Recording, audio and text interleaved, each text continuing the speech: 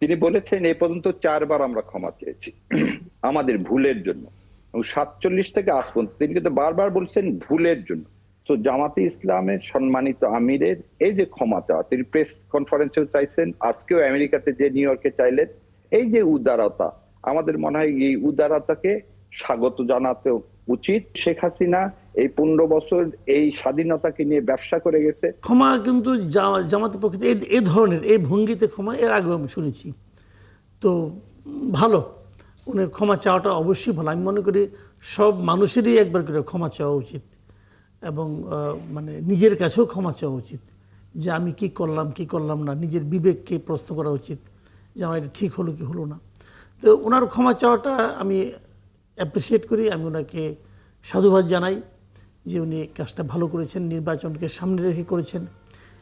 এই ক্ষমা চাওয়াটার মধ্যে নানা রকম আবার প্রশ্ন অনেকে খুঁজবেন, অনেকে বলবেন তাহলে 47 থেকে আপনার এ পর্যন্ত কোনো 71টা সরাসরি বলতে লজ্জা পাচ্ছিলেন কিনা, কেন বললেন না, এই ধরনের কথা কিন্তু উঠবে। এটা উনি নিজেও বলেছেন, যেটা নিয়েও বা প্রশ্ন উঠবে যে এইভাবে চাইলেন না কেন, ওভাবে চাইলেন না কেন। তো যারা সমালোচক, যারা মানে সমালোচনা করতে পছন্দ করেন তারা নানা, কিন্তু সব কিছু মেনে নিয়েও সত্যটা হলো এই যে উনি ওনাদের কৃতকর্মের জন্য ক্ষমা চেয়েছেন। এটা হলো সবচেয়ে ইতিবাচক দিক আমি মনে করি। এই প্র্যাকটিসটা, এই কালচারটা আমাদের সমস্ত পলিটিক্যাল পার্টির মধ্যেই থাকা উচিত, এবং এই প্র্যাকটিসটা ওনার জন্য এই সময় জরুরি ছিল। এই কারণে সামনে যে নির্বাচন, এখন আমি আমার বর্তমান সময়ের প্রেক্ষিতে আলোচনা করি, সামনে যে নির্বাচনটা হবে সেই নির্বাচনে একটা বড় প্রশ্ন হলো যে আলটিমেটলি আওয়ামী লীগ তো ইলেকশন করতে পারছে না, এটা বুঝাচ্ছি, ব্যালট পেপারে নৌকা মার্কা থাকবে না। তাহলে সেক্ষেত্রে কিছু লোক তো দেশে, তাদের ভোটটা কোথায় যাবে এটা নিয়ে কিন্তু একটা লম্বা বিতর্ক ছিল। আমি অনেক লোকের কাছে শুনেছি, অনেকে বলেছেন এমন কথা যে সারা জীবন তো আমরা নৌকায় ভোট দিয়েছি, তো এবার আমরা কোথায় ভোট দেব। এবার তারা ভাবছিল, বলছিল যে বিভিন্ন কর্মকাণ্ড আঞ্চলিক পর্যায়ে, তৃণমূল পর্যায়ে বিএনপির লোকজন অনেক মামলা টামলা করেছে, যেখানে তারা বিএনপির উপর একটা আনহ্যাপি ছিল। তারা এমন একটা লোককে খুঁজতে চায় যা তাকে হেল্প করবে, প্রশ্রয় দেবে, আশ্রয় দিবে বিপদে পড়লে। তারা সেইভাবে জামাতে ইসলামকে বিকল্প হিসেবে ধরে নিয়েছিল। কিন্তু তাদের একটা মানে বাধা ছিল মানসিকভাবে, যে আমরা শেষ পর্যন্ত যে দলটা আমাদের মুক্তিযুদ্ধের বিরোধিতা করলো তাকে আমরা কি করে ভোট দিই। তো ওই যে বাধাটুকু না, সেই জায়গায় জামাতের আমিরের এই বক্তব্যটা আমি মনে করি একটা বড় কাজ করবে।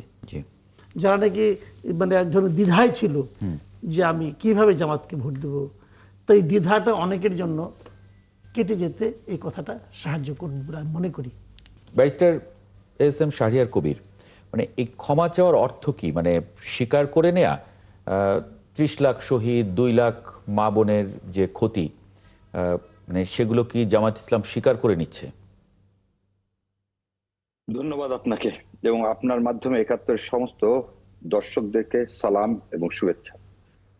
প্রথমেই আমি ধন্যবাদ দিতে চাই আমাদের বর্ষিয়ান সাংবাদিক মাসুদ কামাল ভাইকে। উনি একটা খুব সুন্দর একটা ওয়ার্ড বলছেন, ভুল। একটা জিনিস দেখেন, ভুল আর অন্যায়ের মধ্যে একটা পার্থক্য আছে। জামাতে ইসলাম বারবার বলছেন 71 সালে তারা ভারতীয় আধিপত্যবাদের বিরুদ্ধে থাকার জন্য পাকিস্তানকে সমর্থন করছেন, যেটা আমিও সমর্থন করি। কিন্তু আপনি ক্রিমিনাল লয়ের ভাষা কি? Everyone is innocent unless and until he is proved guilty.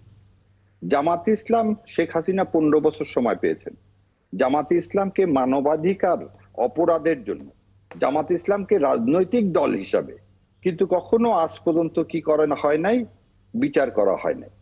রাজনৈতিক দল হিসাবে জামাতে ইসলামকে যেহেতু আপনি মানবাধিকার বিচার করতে পারেননি, তাহলে জামাতে ইসলামকে এই 30 লাখ শহীদ মা বোন, এই যে খারাপ জিনিসগুলোর এই কালিমাটা জামাত ইসলামকে দেওয়াটা হবে অন্যায়, এবং আইনের প্রতি আপনি শ্রদ্ধাশীল হবেন না। আমাদের সবার আইনের প্রতি শ্রদ্ধাশীল হতে হবে।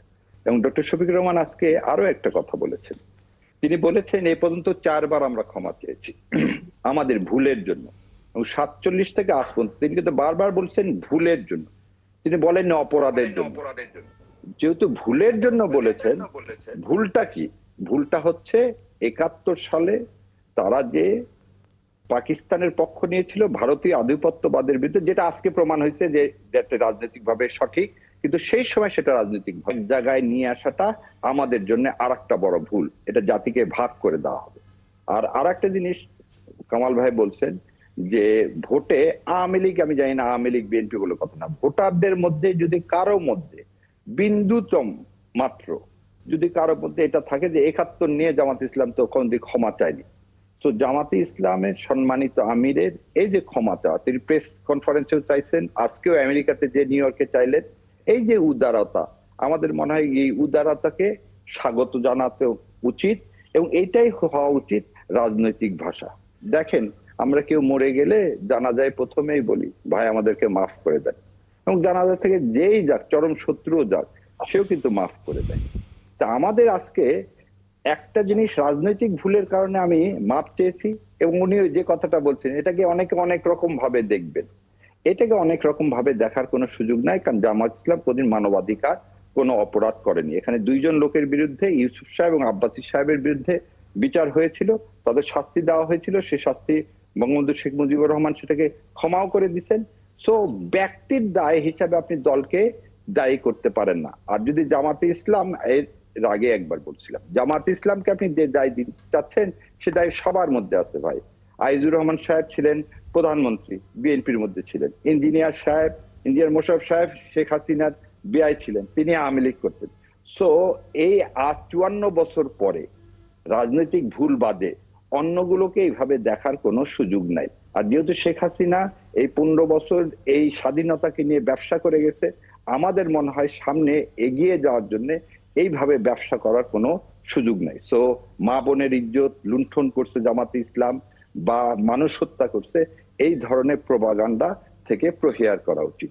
কারণ আপনি আজ পর্যন্ত রাজনৈতিক দল হিসাবে জামাত ইসলামের কোন মানবাধিকারের দায়ে বিচার করতে পারেন। আরো একটা জিনিস বলি, ডক্টর শফিকুর রহমান বলেছিলেন যদি সত্যি আমরা কোন অপরাধ করে থাকি আপনারা বিচার করেন, বিচার করার পরে যে শাস্তি দিবেন সে শাস্তি আমরা মেনে নেব, এরপরে তো আর কোনো কথা বলবো না। বিচার জামাত, কোথাও নৌকা ফার্স্ট, মুসলিম লীগ সেকেন্ড, বা অন্য প্রতীক সেকেন্ড, তারা কে এমপি হিসেবে শপথ নেয়নি। জামাতকে ৭১ মন্ত্রিসভায় অংশগ্রহণ করেনি। যেখানে দেশে আগুন জ্বলছে, দাও দাও করে জ্বলছে, গণহত্যা চলছে, শিশুদের নির্বিচারে হত্যা করা হচ্ছে, মেয়েদেরকে ব্যানার খুঁজে পেট থেকে বাচ্চা বের করে হত্যা করা হচ্ছে, সেখানে তারা মন্ত্রিত্ব করছে, তারা এমপির শপথ দিচ্ছেন। কি আশ্চর্য ব্যাপার! জামাতের দায় না, কি কথা শুনছি আমরা? আর ২ দিন পরে এটা আসবে, ৭১ মুক্তিযোদ্ধা গিয়েছে, তো অন্যায় করেছে, তাদের বিচার করা হবে। যেমন এর আগে জামাত ইসলামের একজন জামাতকে শিবির বলেছিল, হে আল্লাহ, বাংলাদেশের মুসলমানদেরকে আপনি মাফ করে দেন যারা না বুঝে মুক্তিযুদ্ধে গিয়েছিল। পরে বলতেছে এটা তো গিয়েছে, কোথায় গিয়েছে? বদ্ধভূমিতে গেছে, ওখানে ইয়ে ছিল, জুলাই যোদ্ধাদের কবর ছিল, সেখানে গিয়েছিল, গিয়ে ওখান থেকে ঘুরে আসবে। শিবির হিসাবে যায়, গিয়েছে ঢাকা বিশ্ববিদ্যালয় ছাত্র সংসদ নির্বাচন তারা জয়লাভ করেছে, ডাকসু নেতৃবৃন্দ হিসেবে তারা গিয়েছে। এখন এত সহজে যদি আমরা সবকিছু ভুলে যেতে চাই, তাহলে আওয়ামী লীগ কালকে